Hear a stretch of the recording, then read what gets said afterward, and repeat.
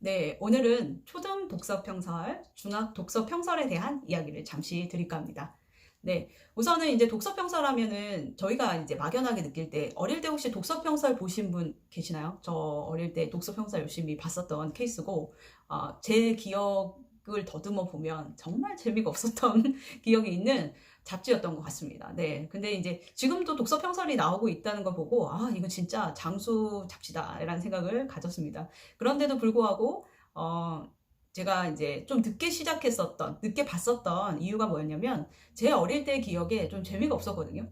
그러니까 저희 아이들도 분명히 이 내용을 재미없어 할 것이다라는 생각이 조금 더 강해서 봤던 부분도 있고, 일반 이제 과학소년이나 뭐 위즈키즈 뭐 이런 잡지에 비해서 이제 만화적인 부분이나 아니면 재미 위주로 되어 있는 부분이 중간중간에 많이 좀 껴있으면 참 좋았을 텐데, 독서평설은 좀 그런 부분이 조금은 적은 편인 것 같아요. 그래서 조금 학습적인 느낌? 그래서 제가 조금 늦게 구독을 했었고, 이제 재작년에 잠깐 1년 정도 아마 구독을 했던 기억이 있는데, 그때 하면서 조금 재미가 없었었고, 아이가 크게 반응이 좀 없었던 느낌이 조금 강해서 다른 학습지로 약간 갈아탔던 그런 케이스가 있었습니다. 근데 올해 이제 3월 달부터 본격적으로 독서 평서를 1년씩 구독을 했는데, 결론을 말씀을 드리자면, 초등 독서 평설은 저희 큰아들이 6학년이고 독서 능력도 어느 정도 있는데 책을 상당히 잘 읽는 친구였어요. 근데 그 친구한테는 조금은 쉬운 감이 있었고, 이제 둘째 아이 같은 경우는 3학년의 남자아이고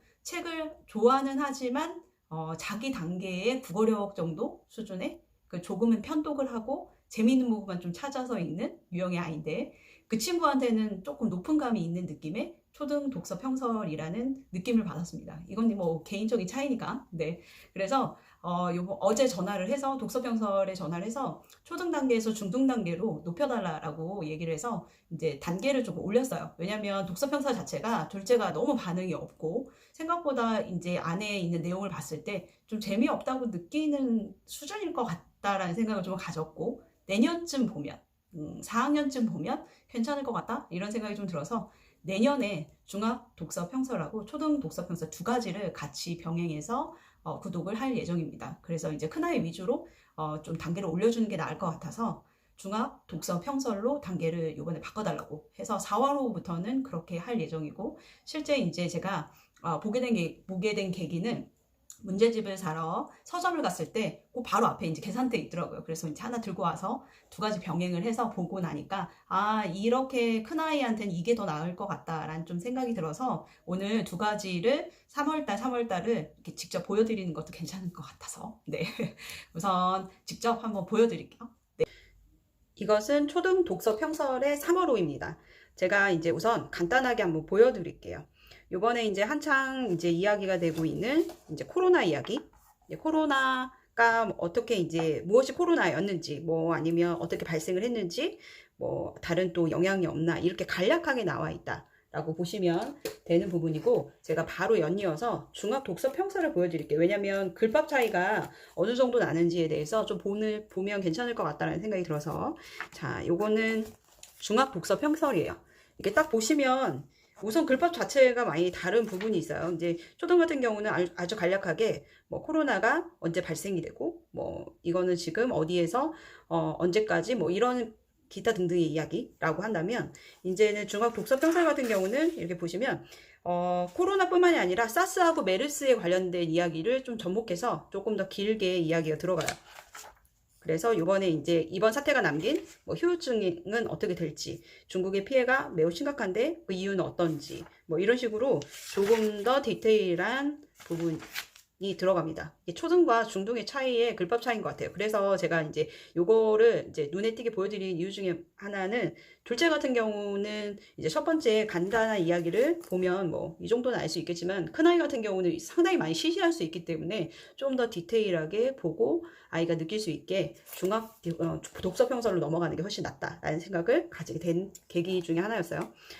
그리고 이제 보면 독서 평설이라는 부분이 약간 독서에 관련된 거잖아요. 뭐 과학이나 이런 것도 요즘은 뭐 융합형이기 때문에 뭐 섞여 나온다고 하지만, 이렇게 보면 뭐 이제 호주 요번에 산불 났었던 그 이야기 잘 꺼지지도 않고, 그게 이제 인재냐 뭐 이런 이야기, 아니면 그 이후에 어떻게 해야 되나, 뭐 이분은 그린피스 활동을 하고 있는데 뭐 그런 등등의 이야기, 뭐 얘기가 들어간다면 뭐 이런 것도 있고, 아니면 세계사에 관련된 부분, 청나라 황제를 살린 이야기 해가지고 뭐 이런 식으로 이렇게 나와 있고, 그리고 이제 보면 여기 같은 경우도 약간 이제 사회적인 부분, 그러니까 내용이 이렇게 보시면 조금은 좀 딱딱한 느낌이긴 해요.